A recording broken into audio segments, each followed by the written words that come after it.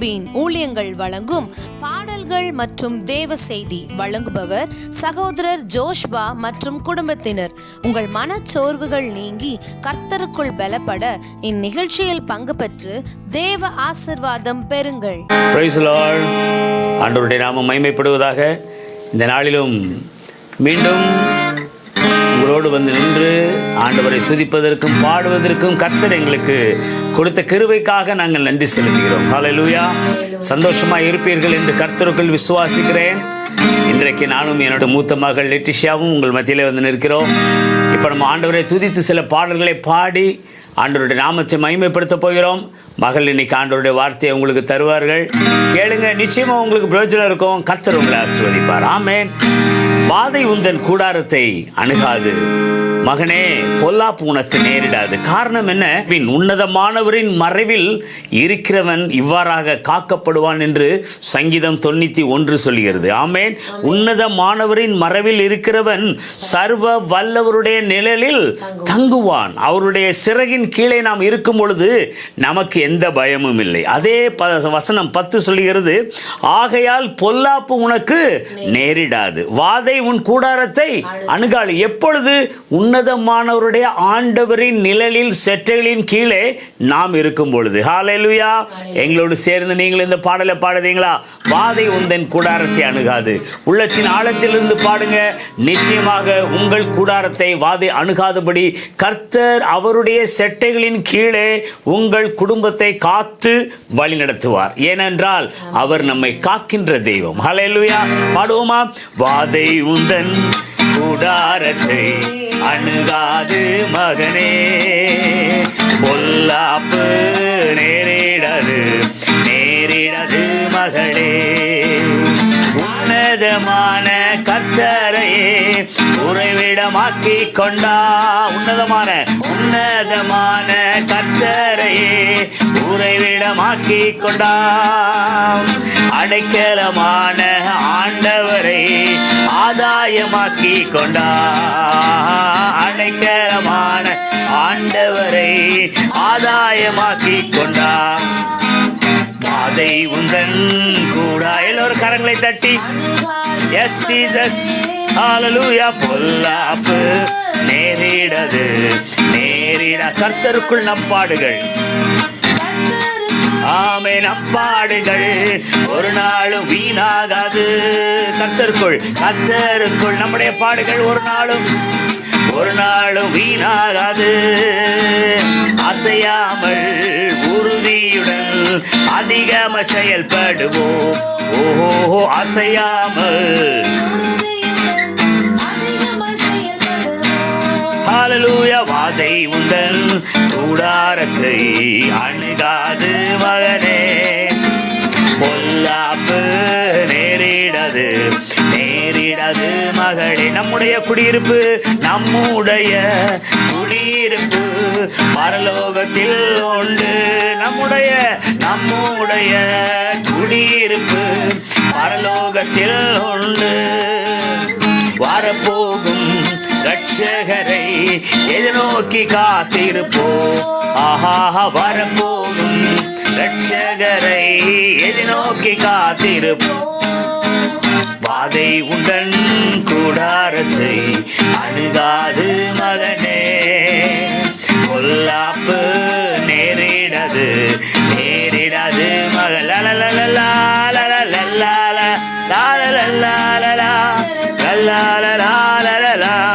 ஓஹோ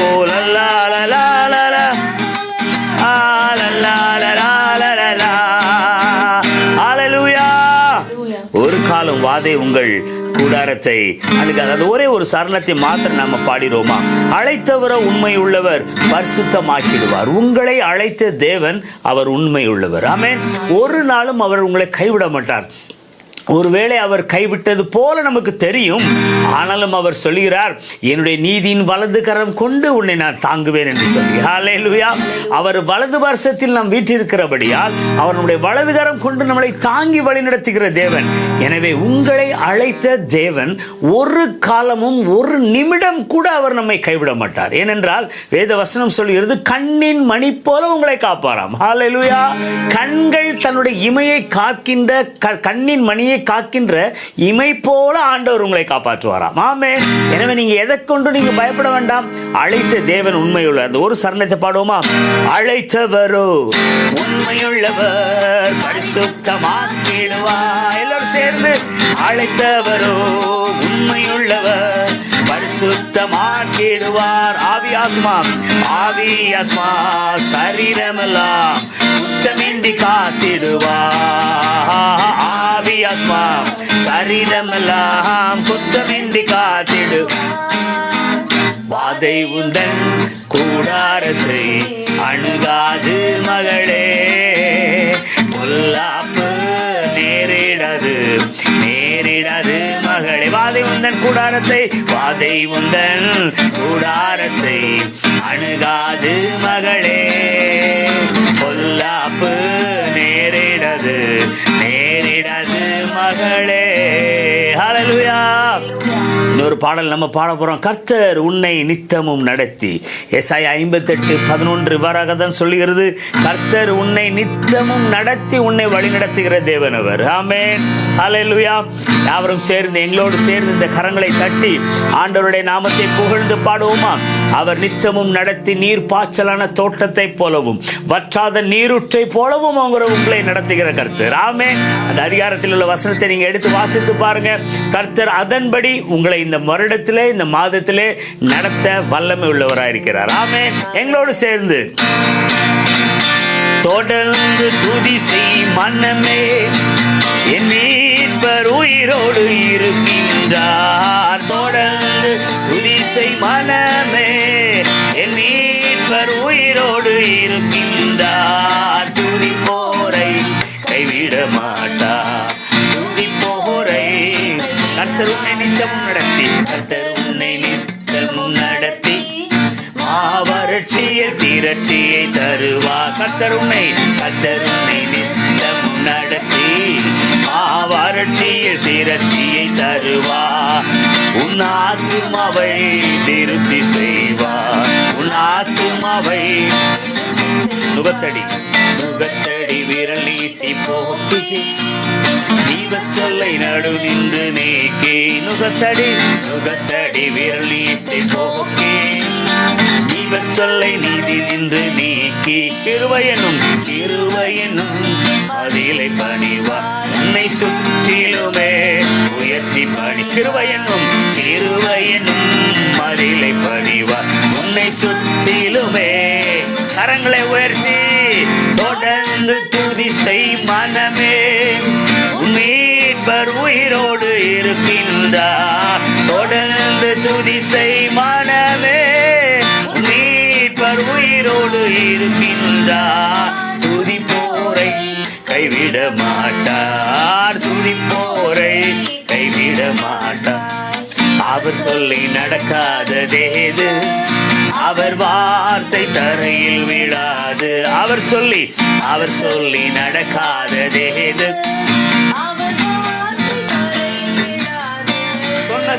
சொன்னதிலும் அதிகம் செய்வார். உன்னை நன்றியுடன் பாட சொன்னதிலும்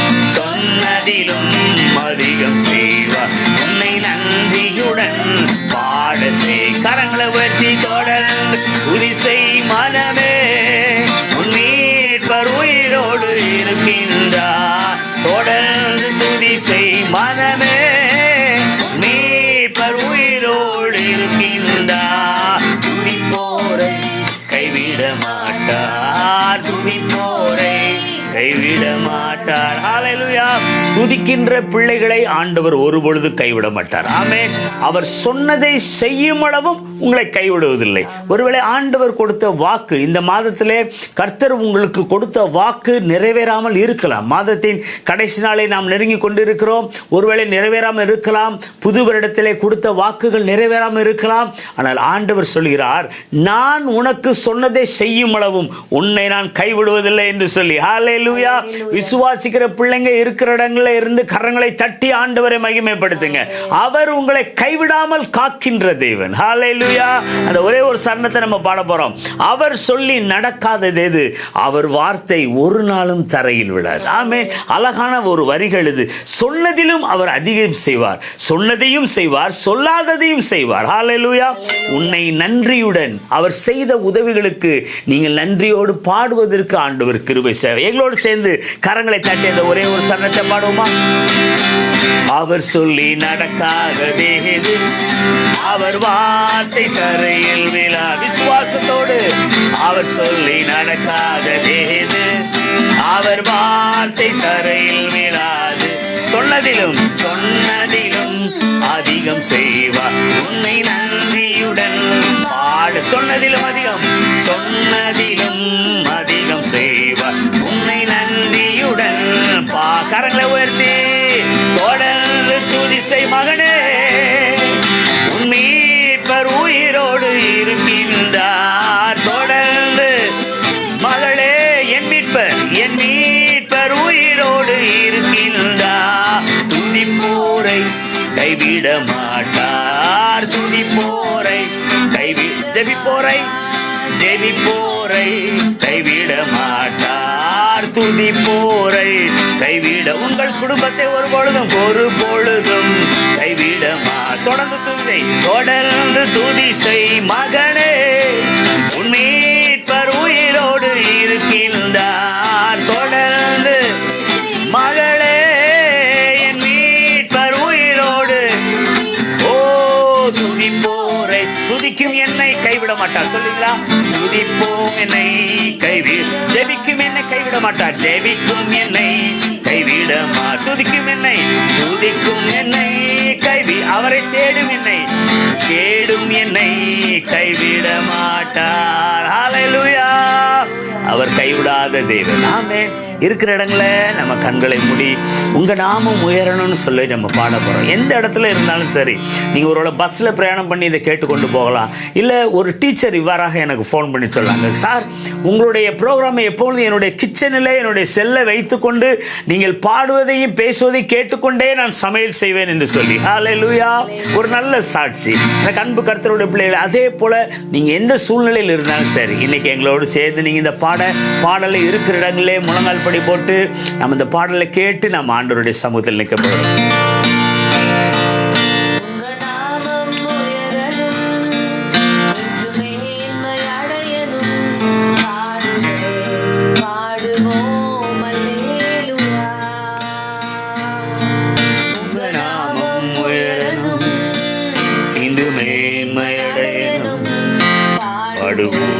பாடுவே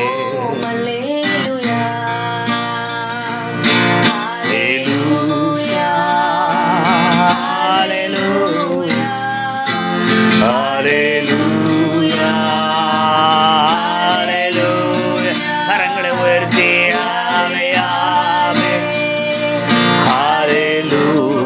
முழங்கால் படி போட்டிருந்தீங்கன்னா கரங்களை உயர்த்தி ஆண்டவர்கிட்ட சொல்றீங்களா?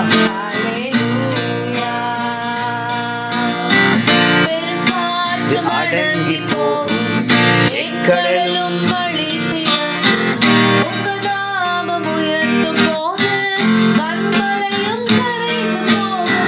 பெருங்காற்றும் அடங்கி போகும் எக்கடலும் வழிதிறக்கும்.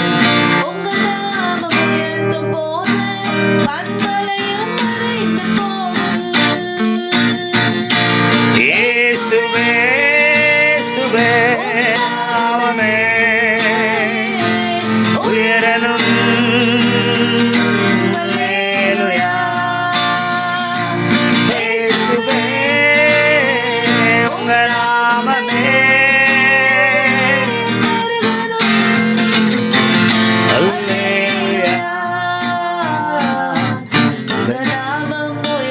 இருக்கிற இடங்களே கரங்களே உயர்த்தி ஆண்டவரே உங்க நாமம் உயரணும். ஆண்டவரே நாங்கள் பாடுவோம் அல்லேலூயா,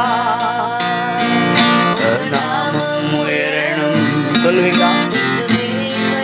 மேன்மை அடையணும்.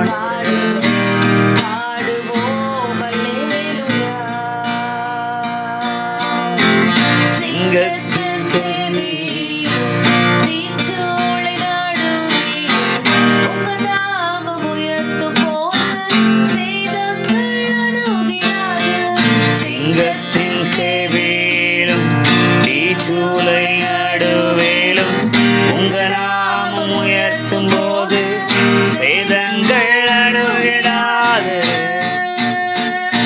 இயேசுவே கரங்களை உயர்த்தியும் நாமமே உயரணும். அல்லேலூயா. இயேசுவே இயேசுவே நாமமே உயரணும். அல்லேலூயா. உங்க நாமம் இருக்கிற இடங்களே முழங்கால் படி போட்டு முடிந்தவர்கள் நேர் முழங்கால் படி போட்டு உம்மை பாடுவேன். அல்லேலூயா. உங்க நாமம் உயரணும், இது மேன்மை அடையணும். பாடுவேன் பாடுவேன் ஆண்டவரே, நாங்கள் பாடுவோம். அல்லேலூயா. இயேசுவே இயேசுவே இயேசுவே அல்லேலூயா.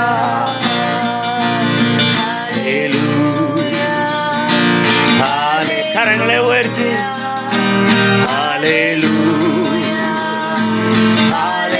இருக்கிற முழங்கால் படி நேர் முழங்கால். ஹல்லேலூயா. ஹல்லேலூயா. ஹல்லேலூயா. கண்களை மூடி ஆண்டவரிடத்துல நாளில நீங்க என்ன நினைச்சிருக்கிறீங்களோ அது ஆண்டவருடைய சமூகத்தில் வைங்க. என் நாமத்தினால் நீ எதை கேட்டாலும் அதை நான் தருவேன் என்று சொன்ன ஆண்டவர் வாக்குரைத்தவர், வாக்கு மாறாதவர்.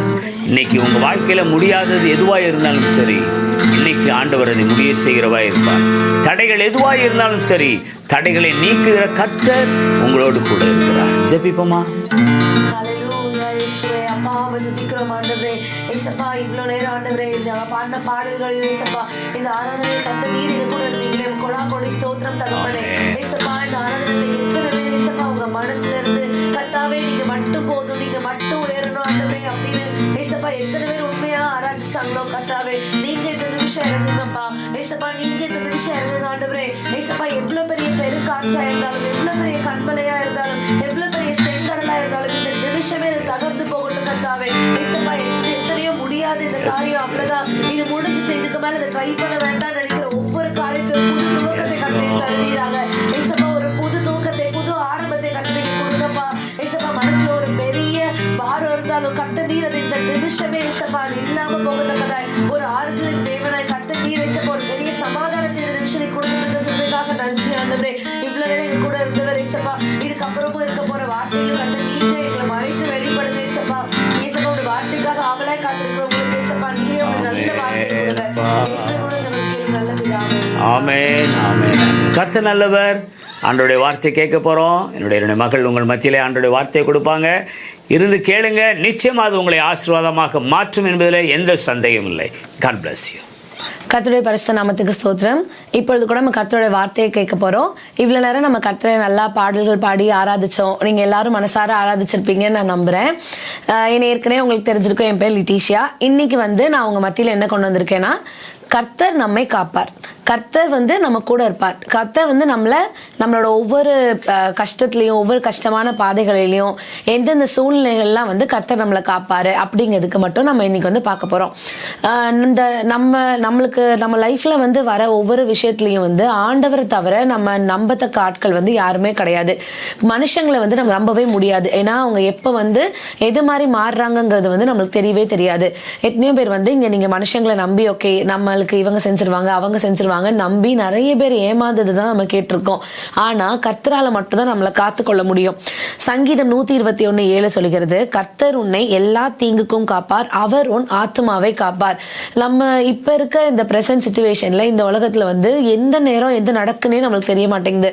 காலையில நார்மலா இருக்கிறாங்க, திடீர்னு பார்த்தா ஈவினிங் அவங்களுக்கு ஹார்ட் அட்டாக்னு சொல்றாங்க. வெளியே நம்ம பஸ்ல போறோம், பைக்ல போறோம், கார்ல போறோம். ஆனா ஒவ்வொரு தடவையுமே வந்து நம்மளை காத்துக்கிறது வந்து ஆண்டவர் மட்டும்தான்.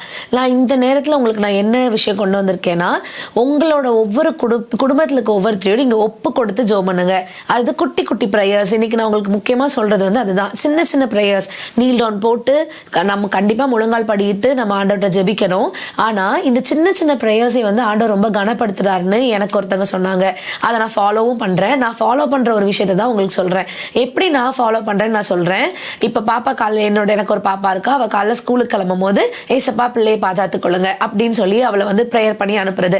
நைட்டு படுக்கும் போது நம்ம ஃபேமிலி ப்ரேயர் எல்லாம் பண்ணதுக்கு அப்புறம் நைட்டு தூங்கும் போது பிள்ளைகளை பாதுகாத்துக் கொள்ளுங்க அப்படின்னு சொல்லி நம்ம இதே மாதிரி நம்ம வந்து நம்ம குடும்பத்துல இருக்க ஒவ்வொருத்தரையும் ஆண்டவர் கையில ஒப்பு கொடுத்து, ஆண்டவரை நீங்க எங்களுக்காக வச்சிருக்க தூதர்களை வந்து நீங்க வச்சு எங்களை பாதுகாத்துக் கொள்ளுங்க, ஆண்டவரை எங்களை பாதுகாத்துக் கொள்ளுங்க அப்படின்னு சொல்லி நம்ம ஆண்டவர் கையில ஒப்பு கொடுத்த பிள்ளைகளையும் குடும்பத்தையும் குடும்பத்துல இருக்க ஒவ்வொருத்தரையும் நம்ம வந்து ஒப்பு கொடுத்து ஜெபம் பண்ணணும். இது வந்து நான் ஃபாலோ பண்ணிட்டு இருக்க ஒரு விஷயம். அது உண்மைக்குமே ரொம்ப நம்மளுக்கு வந்து ஆண்டவர் கூட நம்ம ஒரு க்ளோஸ் பாண்ட்ல இருக்க வந்து நமக்கு ரொம்ப ஹெல்ப் பண்ணும்.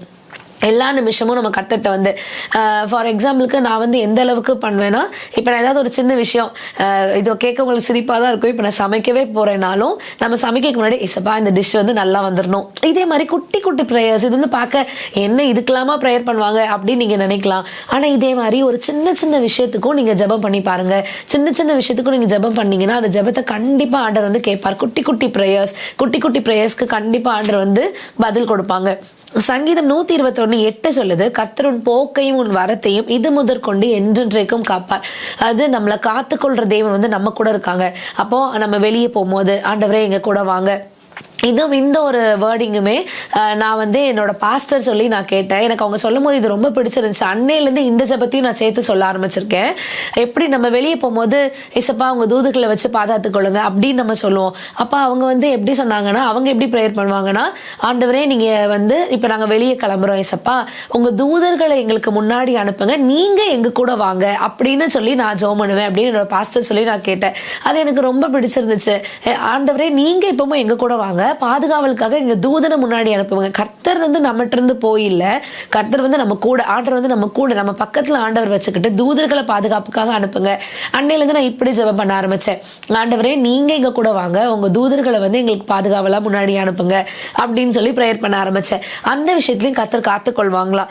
இன்னும் நீதிமொழிகள் 3:26 சொல்லுது, கர்த்தர் உன் நம்பிக்கையா இருந்து உன் கால் சிக்கி கொள்ளாதபடி காப்பார்.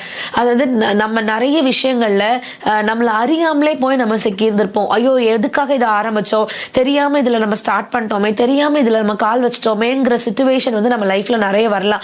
அந்த டைம்லயும் நீங்க ஆண்டவரை தேடுங்க. ஆண்டவரே நான் வந்து தெரியாம இப்படி வச்சுட்டேன், ஆண்டவரே நீங்க சொல்லியிருக்கீங்களே, நீதிமொழிகள் 3:26 சொல்லியிருக்கீங்களே, கர்த்தர் உன் நம்பிக்கையா இருந்து. இந்த உலகத்துல ஆண்டவரை தவிர நம்மளுக்கு வேற நம்பிக்கையே கிடையாது. கர்த்தரை நம்பினவங்களை வந்து ஒரு நாள் வெட்கப்பட்டு போனதே இல்லையா. மனுஷன் வந்து முகத்தை மட்டும்தான் பாக்குறான், ஆனா தேவன் மட்டும்தான் இருதயத்தின் ஆழத்தை வந்து பாக்குறாரு. நம்ம வெளியே சிரிச்சிட்டு இருந்தாலும் உள்ளுக்குள்ள வந்து நம்மளுக்கு என்னெல்லாம் கஷ்டம் இருக்குங்கிறத கர்த்தரால மட்டும்தான் வந்து பார்க்க முடியும். அதனால கர்த்தரால மட்டும்தான் நம்ம நம்பிக்கையா இருக்க முடியும். கர்த்தரோட நம்பிக்கையா இருந்தா உன் கால் சிக்கிக்கொள்ளாதபடி காப்பார். நம்மளோட கால் ஒரு நாள் எதுலையுமே சிக்கிக்கொள்ளாதபடி கர்த்தர் காப்பார். நம்ம எல்லாம் கர்த்தருடைய செல்ல பிள்ளைங்க தான். இந்த உலகத்தை படைச்ச ஒரு ராஜாதி ராஜாவோட ராஜகுமாரத்தியாவும் ராஜகுமாரனாவும் தான் நம்ம இங்க இருக்கிறோம். அதனால கண்டிப்பா ஆண்டவர் வந்து நம்மள ஒரு நாளும் ஒரு இடத்துலயும் விட மாட்டார். நம்ம பிள்ளைகள் கஷ்டப்படுறத நம்மளால பார்க்க முடியல. உலக பிரகாரமா இருக்கிற பெற்றோர்கள் நம்மளாலேயே நம்ம குழந்தைகள் கஷ்டப்படுறத பார்க்க முடியாதப்போ, நம்மளுடைய ஆவிக்குரிய தகப்பன் நம்மளை படைத்த தேவன் நம்ம கஷ்டப்படுறதை பார்த்து அவங்க ஒரு நாள் என்ஜாய் பண்ண மாட்டாங்க. என் பிள்ளை கஷ்டப்படுது அப்படின்னு சொல்லி கர்த்தர் நம்மளுக்கு இறங்கி தான் வருவாங்க. அதுக்கு நம்ம ஆண்டவருக்கு இடம் கொடுக்கணும். கர்த்தாவே நீங்க காத்துக்கொள்ளுங்கப்பா, நீங்க எங்களுக்கு பார்த்துக்கொள்ளுங்கப்பா, இப்ப பார்த்துக்கோங்க, நாங்க வெளியே கிளம்புற ஆண்டவரே, நான் இது பண்ண போறேன். நான் ஒரு லைஃப்ல நீங்க ஒரு டெசிஷன் எடுக்கிறீங்களே, இந்த டைம்ல இப்படி நான் எடுக்கலாமா வேண்டாமா, இதுல போலாமா வேண்டாமா, இந்த கோர்ஸ் இப்ப 12th ஸ்டூடெண்ட்ஸ் இப்ப முடிக்கிறவங்க இருப்பீங்க, இந்த கோர்ஸ் நான் ஸ்டார்ட் பண்ணணுமா வேண்டாமா, நீங்க அந்த இடத்துல ஒரு குட்டி பிரேயர் வைங்க.